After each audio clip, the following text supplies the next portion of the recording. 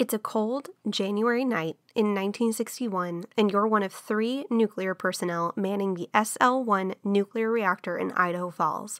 You're pacing around the head of the silo that holds within it the U.S. Army's attempt to develop nuclear reactors capable of operating in remote regions of the Arctic.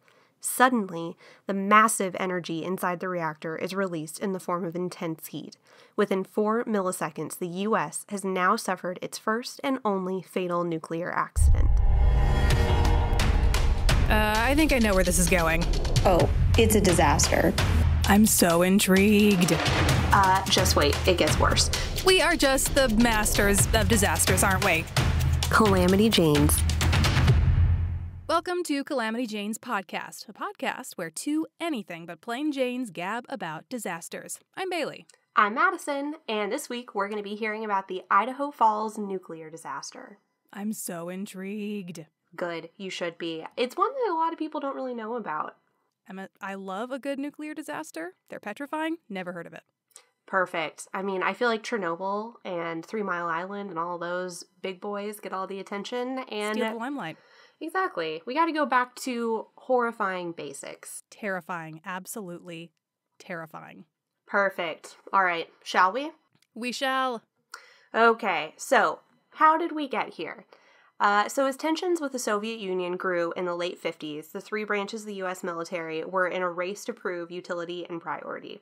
The Army wanted portable power plants for the Arctic, the Air Force wanted a supersonic bomber with unlimited endurance, and the Navy wanted a submarine that would live permanently beneath the water. So that's the 3 joined forces, and they became a super weapon, a submarine and a missile and a what? What was everything? Super soldier. Yes. The Army wanted portable power plants. Oh. No, but let's do your thing. That's way cooler. A nuclear super soldier that can swim. Exactly. So that's kind of, everyone is in a race to get things done. And when people are in a race to prove that they are the best, corners are often cut and people just want to get it done quickly. So let's keep that in mind because the U.S. Why do better when you can do fast? Exactly. Definitely a U.S. motto in some respects. That's my personal motto. I think everyone can attest to that. You know me. What's better than best? Done. Yes, I can absolutely relate to that as well. Okay, so on January 3rd, 1961 at 9:01 p.m., 22-year-old Army Specialist John Burns and 27-year-old Leroy McKinley and 26-year-old Navy CB construction electrician first class Richard Legg were preparing to restart the reactor after an 11-day shutdown over the holiday season. Was it shut down because of a break? A little breaky break? A holiday festivities? It sure was. It had a little too much fruitcake at the holiday party. Needed a break. Interesting. I did not know that reactors got nuclear siestas. I thought they were like always on. Yeah, this was actually news to me as well. When I had heard of this before, I did not realize that they were just like, ayo, we need a break. Hasta la vista till January 3rd. You know what? Everyone deserves a break sometimes. They sure do. This reactor especially. So restarting the reactor required the main central control rod to be manually withdrawn and lifted 10 centimeters. So when you think about that, someone has to go stand on top of a nuclear reactor and with their hands pull a boron rod out. Only 10 centimeters. That part is pretty important.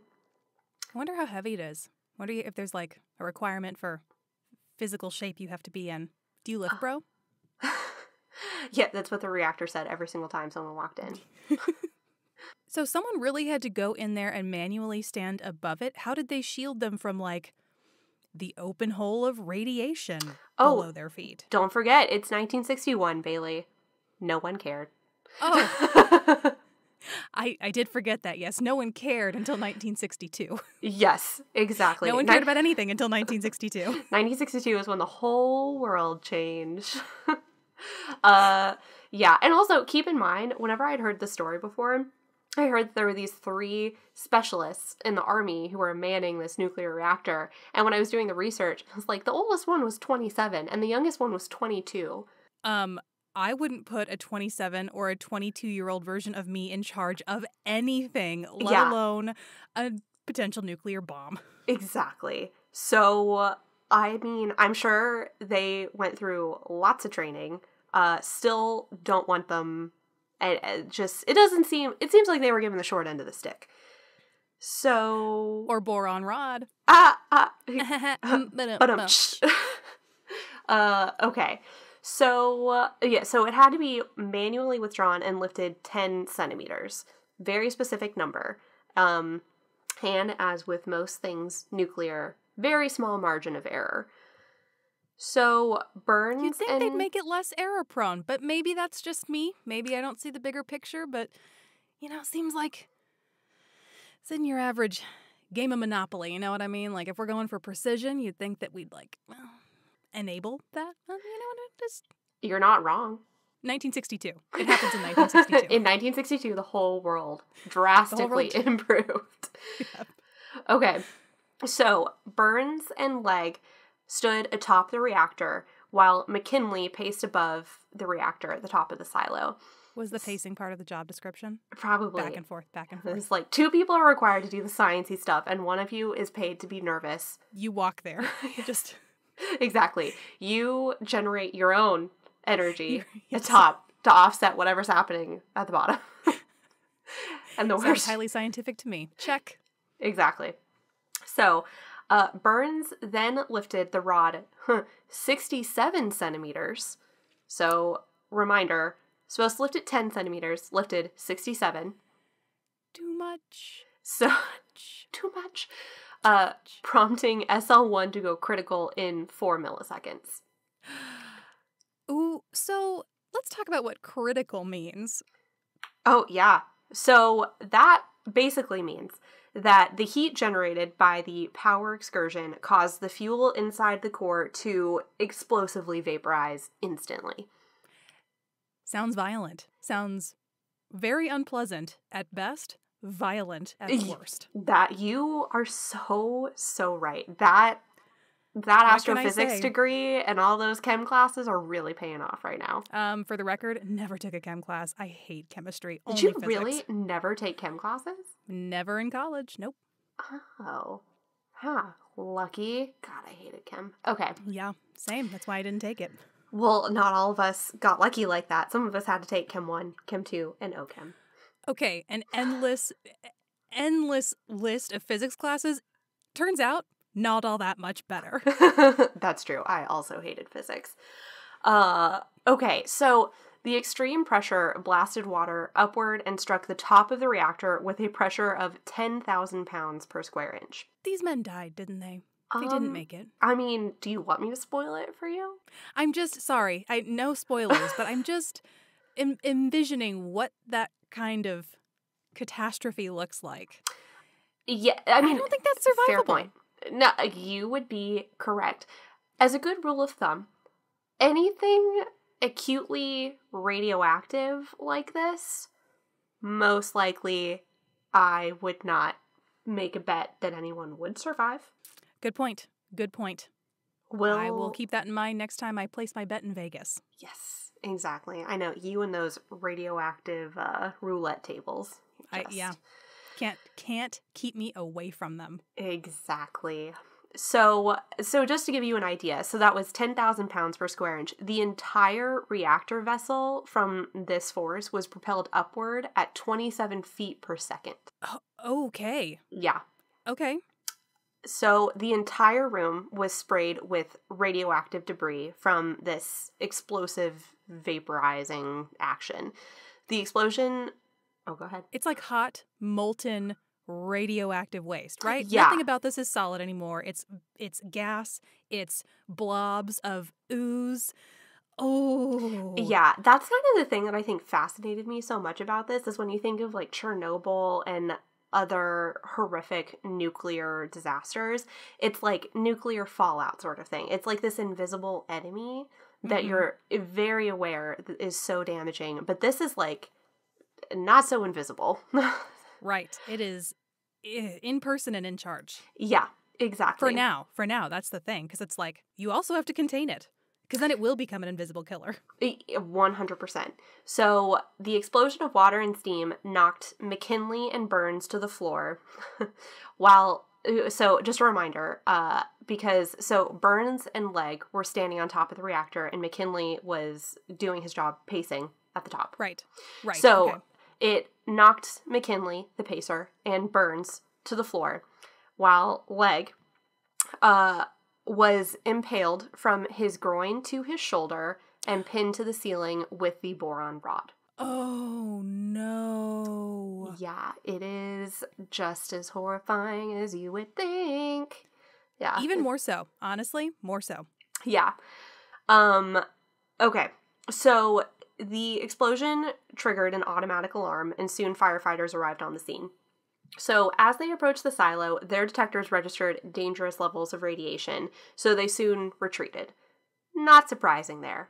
Obviously... I don't blame them. I would nope right out of there. Mm-hmm. Nope. All the way home. Exactly. So the explosion was at 9:01. At 9:17 p.m., a health physicist, which is not a thing that I was aware existed. Sorry, health physicist? Yes. Is that for the atoms? How are the atoms doing today? Or like, what does that mean? I mean, that would be kind of cute, but no, it sounds like straight up not a good time. Is this for the health impact of humans that are... Is that what a health physicist is? I think so. If Here's what happens to your body when it is exposed to lethal levels of radiation. We're all going to die. Yeah, essentially. When their meters read 25 Roentgens per hour, they again retreated. So I am led to believe that their meters probably only went to 25 because in the grand scheme of things, as the story goes on, it's not very much. But they were quickly figured out that they were not equipped to handle basically any form of radioactivity at that point. Their disaster preparedness plan sounds a little non-existent. They probably, so keep in mind this is outside of Idaho Falls, Idaho. Where, I'm not sure I'm familiar with where anything in Idaho is. I sure am not. I constantly think it's on the opposite side of the country than it actually is. So, you think Idaho's on the East Coast? I mean, not on the East Coast, but at east of the midline. I don't know. Tucked right in there between Ohio and Virginia. I mean, I think I commonly place it where Wisconsin is. It's another state that I commonly forget where it goes. You lived up there. How do you not know the geography of that area? I am doing my best, okay? That's what we're all doing. No one asked you to be a geography expert. Exactly. Of the country you live in. Never. Okay. All right. Well, this passive aggressiveness is just not the support that I need at 9:43 on a Friday morning. 1,000 apologies. Yeah, you're not. But seriously, look at a map. Okay. All right. That's enough.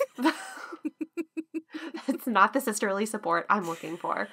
You can look at a map, Moo. I believe in you. All right. Hush. So, at 10:45 p.m., the SL1 operations supervisor and health physicist supervisor arrived and entered the reactor building. Once inside, they found McKinley and Burns mutilated and soaked with water. Burns was very clearly dead, and McKinley, the pacer, was alive and moaning. Because to be clear, at this point, this was very radioactive water, right? And hot. Yes. Hot, boiling radioactive water. This isn't like I took a dip in the wave pool water. No. This is not. This is danger water. Danger water. Danger water. The opposite of life water. Yeah. Yes. They should not bottle and sell this. No. So, rescue personnel... Although it would probably make a good, bedside lamp. I mean, maybe this is what lava lamps are made of. This maybe one it's what incident. They used to be, this one incident. One. Supplying the world with lava lamps for centuries. Oh, God. Okay. So, rescue personnel were limited 1 entry per person with a 1-minute maximum. It was... not a whole lot that you can accomplish in that short amount of time. Besides, look around, acknowledge the horror, and run away, which is the natural response, I would think. Yeah, especially when it comes to radiation. 1 minute sounds like a minute too long to me, but I understand. This is they got to do this. Yep. Eventually, a 5-person team was able to recover McKinley on a stretcher. So that was at 10:45. At 11, McKinley died en route to medical services as a result of his head injury, which apparently was something that I'm sure he sustained from being thrown against the walls of the silo. So, at the time of his death, his body was emitting about 500 Roentgens an hour. And when they got to the site, it was maxing out at 25? Yeah, which again I think was just how that was the highest that their readers would go. Okay. So he himself is very radioactive, and given his radioactivity to everyone else around him. Yeah. So they didn't really know what to do with such a dangerously radioactive body, so the rescue team asked the ambulance driver to park the vehicle in the desert, away from any civilization, and they swaddled his body in lead blankets so he could be transferred to a more secure location. Didn't they do that to Superman? Did no? they? Who am I thinking of who had a lead? Never mind. I clearly am not... I'm not the person anyone goes to for superhero mythology, so continue on. Not yet. You just haven't reached your superhero pinnacle of knowledge. I think this illustrates how far away I am. You'll get there. It's fine. I think lead is something that Superman can't see through. Is that what you're thinking of? Yes. Yes, that is likely it, yes. Well, that's nice. I knew something with Superman and lead. That's all I have to say about that. Proud of you, Boo. You're getting there. Thank you so much. So, here's another thing. So when people entered the reactor after the alarm and they found people mutilated, dead, moaning, they actually didn't find Leg, the man who'd been impaled, for a couple of hours because they didn't think to look on the ceiling. That is next level horror movie material. Just wait, it gets worse. So his body wasn't removed from the ceiling for 6 days. Because Did it take them that long to find them? Find him? No, it took them that long to figure out how to get him down. Well, yeah, because I guess if you're only in there for a minute at a time, you need like a ladder. You need someone who can climb the... Ugh. Quick question. Mm-hmm. Did everyone have protection going in as they're rescuing, removing? Yes. Yeah, I think after the initial nosies sort of, this place is really radioactive, they, I think, went and prepared themselves the best they could. Gotcha. Okay. I'm just envisioning Chernobyl as depicted by the HBO miniseries Chernobyl, where these men are just running around on a rooftop totally exposed, no protection whatsoever. And I'm just hoping, people have more protection than that, because that, not safe. Not an expert in radioactivity, but not safe. Yeah. I think after when they retreated immediately once their meters registered radioactivity. I think they were like, oh, this is not just your regular We're in the bad place. Yes. Definitely the bad place all along. Mm-hmm. So, the three bodies... the 3 bodies were eventually buried in lead-lined caskets after unconventional autopsies. There was like a very extensive process of like using cranes and very long tools to autopsy the bodies, and they essentially just figured out, these are super radioactive. Is anything different about their internal organs? Like, did they have radiation burns, or like what? Or was it just a matter of like opening them up and sticking a Geiger counter to see what the levels of radioactivity were? I imagine it was sort of the latter. I actually didn't find very many details about how the autopsies went. I know that McKinley died from initially his head injury, although he certainly would have died a short while later from the radiation. Yeah. But I imagine that, well, obviously the one poor guy was impaled on the ceiling. Is pretty bad injury, probably also instantly died from that. But so I couldn't actually find that many details in depth about the autopsies. I think it was mostly just to confirm it was like the level of radiation, what exactly happened. So, yeah. But it sounds like it was a really horrifying experience. Very scary. From start to end. Yeah. None of this has sounded pleasant in the least. Yeah. One of the men, I forget which one, but one of them is buried in the only lead-lined casket at Arlington Cemetery. Just like Superman. Yes, exactly. Superman and his lead-lined casket. Lead-lined casket. Maybe I actually am conflating Superman with this man. Maybe I have heard about this all along, and in my mind, I don't know why I thought Superman was buried or shrouded in lead.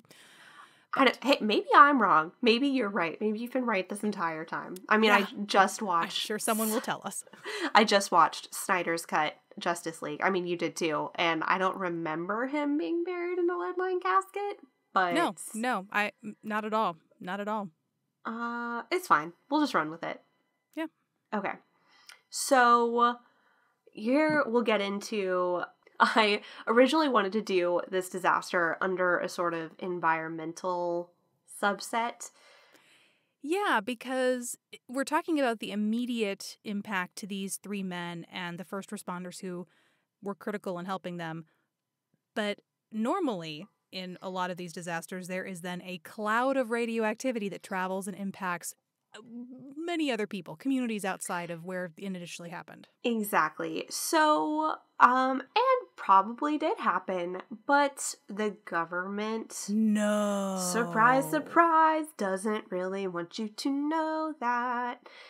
So, although the thin metal silo stayed relatively intact during the explosion, it did next to nothing in terms of reducing radioactive exposure. So, yeah, shocker. It turns out high-energy atoms don't care about your walls. Exactly. Like, at all. They are so rude like that.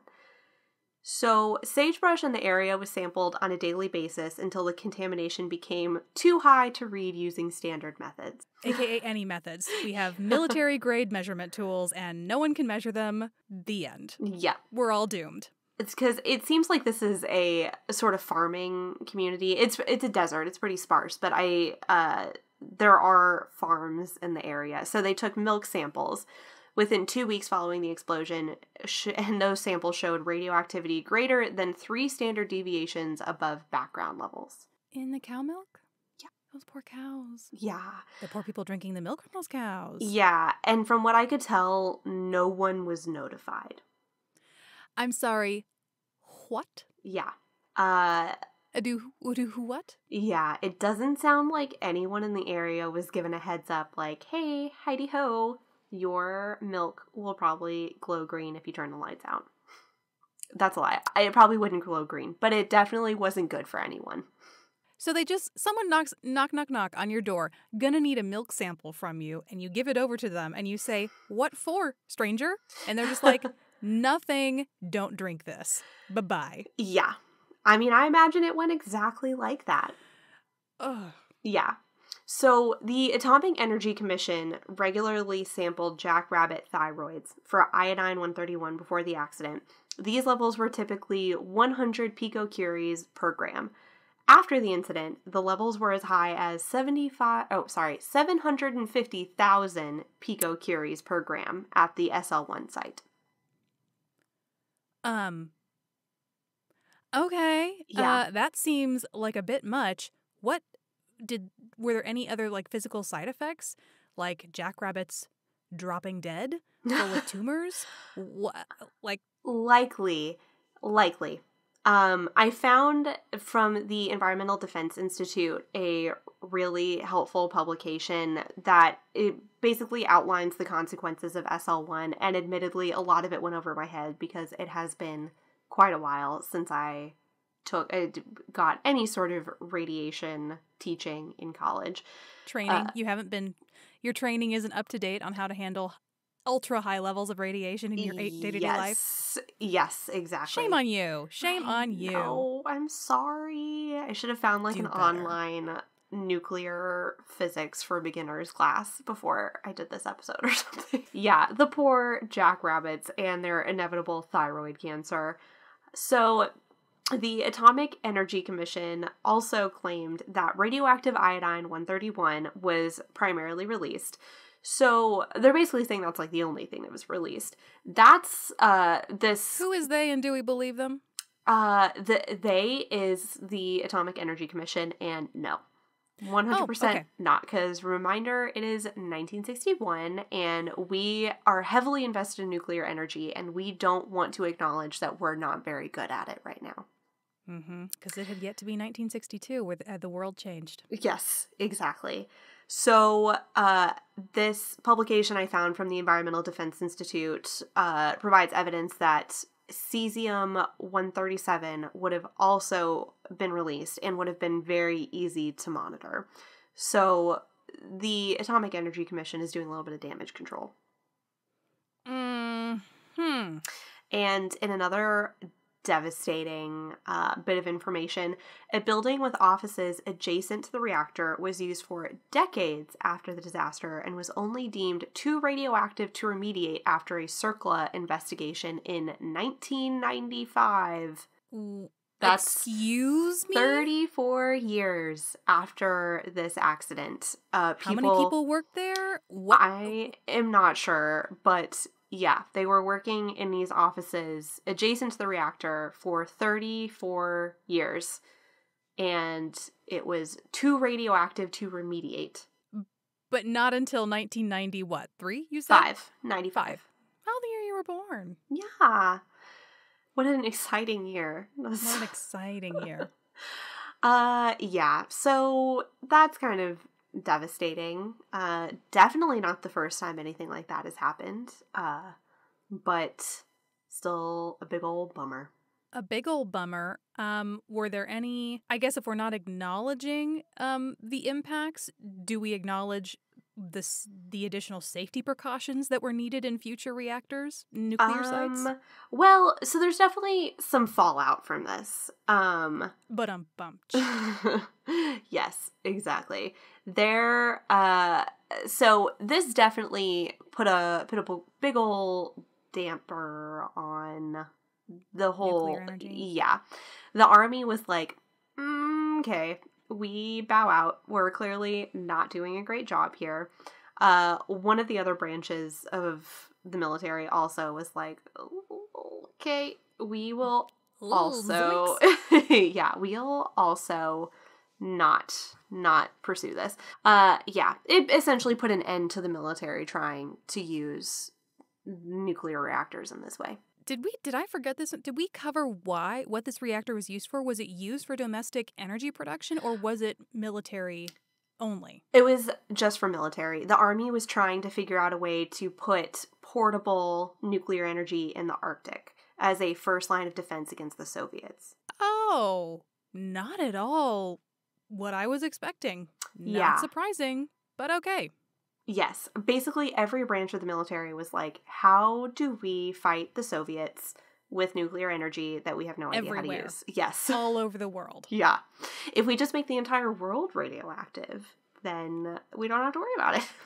Dunzo, including the U.S. Yes. So a really interesting part of this disaster is that because the only 3 witnesses are gone, there are some theories about what exactly led someone who is supposed to be a specialist with this reactor to do something as silly as pull the rod out 57 centimeters more than it was supposed to be. Is one of them that he sneezed? Because I could totally see that happening to me. You know, it takes you by surprise. It's allergy season. All of a sudden, boom. Your guess is as good as anyone's. Well, no. That's my official theory. That guess is not as good as anyone's, but we can pretend that it is. But I have been highly educated on the topic for the past half hour, so I don't know how much more anybody else could know than me right now. But that's true. Go on. Very sneezy today. So one theory is that this was a prank gone wrong. Sorry, what? A prank. Someone was playing a prank with a nuclear reactor. So Legg, the man who was impaled on the ceiling, was apparently really self-conscious about his 5'6" stature and was reported to have constantly and physically asserted himself over others with wrestling matches and goosing his colleagues. So, had a little bit of a And Napoleon. to be clear, just a reminder, for my sake, goosing is the pinching of the butt. The bum area, thought right? so. Or is it just pinching in general? I would have assumed it was the bum area. Goosing is a direct quote I pulled from one of these sources. So I feel like it's one of those words that you only hear people talk about in a historical context, and like goosing just disappeared. Probably in 1962. No one goosed after 1961. Exactly, because of this incident. Because of this very incident. So Legg had a little bit of a Napoleon complex and tried to physically assert himself over everyone else.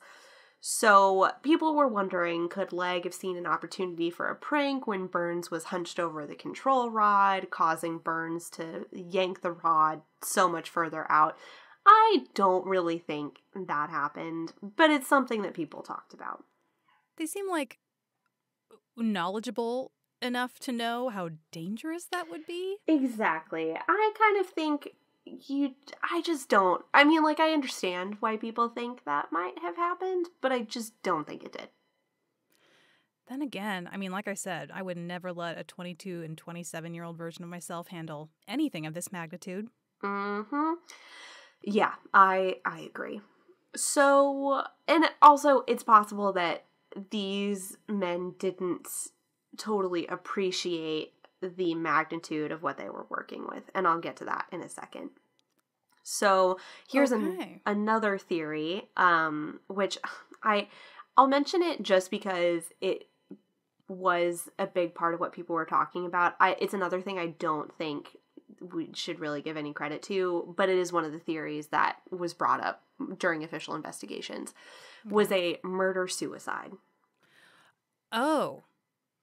Yeah. Okay. So John Burns' wife called Burns at the reactor site 2 hours before the explosion to ask for a divorce. That's a fact. So yes, it is. It happened. So Burns and Legg had never liked each other and had even physically fought 2 years earlier at a bachelor party. And Legg then surpassed Burns professionally, while Burns' progress at the Army stagnated as a result of his chronic disciplinary problems. So it's possible that Burns felt like he had nothing to lose, never liked Legg, and decided to just take burn it all to the ground. Yeah, to also take poor old McKinley pacing at the top of the reactor with him. Again, I don't think this is what happened. But it is, I think it's more likely that maybe his judgment was clouded by this phone call beforehand. There's no reason for us to think that he was murderous, though. I did not expect this level of drama. Exactly. Yeah, I would never have thought to, but I guess you're looking for motive, right? You're doing an investigation. You're looking for why and how this could have happened. So it makes sense that they would look into those things beforehand, but boy, did I not see that coming. Exactly. Well, and also, if you're the Atomic Energy Commission and you're investigating this, you've invested a lot of time and energy and money into this project. You don't want to admit that this is your fault. You want to say the men working there had all of these personal problems and... Sure. So, it's not the science, it's not the safety, it is human error. That exactly. Not us. Yeah. So I wanted to mention them because they were a big part of the investigation, but I also want to say that it's so unlikely that that happened because these men were likely victim to poor safety protocols and just, they probably just weren't educated about what was really going on. I mean, you're manually pulling a rod out of the ground 10 centimeters? That kind of precision, I mean... Good grief. I couldn't draw a line on a piece of paper that I could guarantee was 10 centimeters, and they're working with radioactivity. Yeah, exactly. So, our last theory was the most likely that the Atomic Energy Commission special investigator Leo Miazga was appointed to look into what caused the explosion, specifically the rumors about Burns and Legg.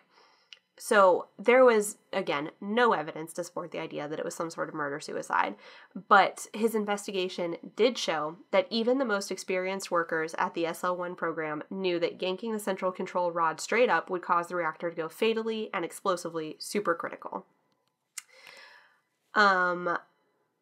So ultimately, also, we were trying to make this energy, this nuclear reactor work in our favor against the Soviets. It wasn't always funded appropriately. It wasn't always kept up. And so the boron rods that were required to be pulled were decaying and would sometimes get stuck. So it's also highly likely that the men probably didn't appreciate what yanking the rod a little bit extra would actually do. It was decaying and would get stuck, and so they felt like, or they were physically required to yank it further, accidentally yanked it far enough for the reactor to go supercritical. So, yeah. That strikes me as the more plausible That's, I think, reality. What everyone else said. So, because yeah, it does not surprise me that infrastructure is like not up to date. It can go another few rounds. We'll replace it later. Give it just a few more rounds. Just be careful. Exactly. So because the boron rods, they were decaying, they tended to stick. So when they were being raised and a lack of adequate training, that was kind of cited as the reason for the disaster. So they pursued other avenues. I think probably to try to pin it on someone else, but ultimately they were like, okay, if not even the most experienced people understood that yanking these rods more than they were supposed to be would cause the reactor to fatally and explosively go supercritical, and the boron rods were decaying, I think we have our explanation. And just the idea that at that point they were still manually doing that. You know, they didn't operate from a control room where a computer or a manually remotely operated pulley system would pull and push it in there, because just stepping inside that room, I cannot imagine you're not exposed to an astronomical amount of radiation on a good day. Yeah, exactly. So that's kind of what I've got. There is probably a little bit more information out there about this disaster, but it's a little complicated once you get into the logistics of how the reactor works and exactly where the failing was. But I have heard that about nuclear reactivity. It is complicated. Yes, exactly. So poor Burns, Legg, and McKinley were the first and so far only fatalities related to a United States nuclear reactor that we know of, because we didn't think about the cows, the jackrabbits, and all the people who were likely victim to the fallout that we just yeah, exactly. And again, this is an acute nuclear accident. This isn't the whole first and only fatality thing is not related to nuclear or radiation that is seeped into groundwater and soil and hurt and killed so many other people. But something tells me that we'll talk about that later. Absolutely, we will. And some of the other more well-known disasters will have a little bit more environmental impact, well, at least evidence of environmental impact that's easier to access, and we'll get to cover that more. So there we go. Wow. I can't believe I hadn't really known all that much about that. And now I do. Yeah, and I it's a weird thank one. For that, Moo. Thank you for sharing this special you. Story with me. A friend in law school shared it with me, and now we get to share it with the world. And let that be a lesson to everyone. Do not yank your boron rods out of your nuclear radioactive core. We should be teaching this to our children. These are the life lessons people need to know, and we're doing the hard work. You're welcome, everyone. So there it is. There's our first disaster. Thank you, everyone, for listening. Check out the show notes for all of the sources that the wonderful Moo has used to weave the tale she wove today. And if you enjoy the show, please subscribe and please rate us on iTunes or wherever you listen to this show. It really helps us out. Thanks again for listening, guys. We'll see you in the next episode. Bye-bye. Ta-ta for now.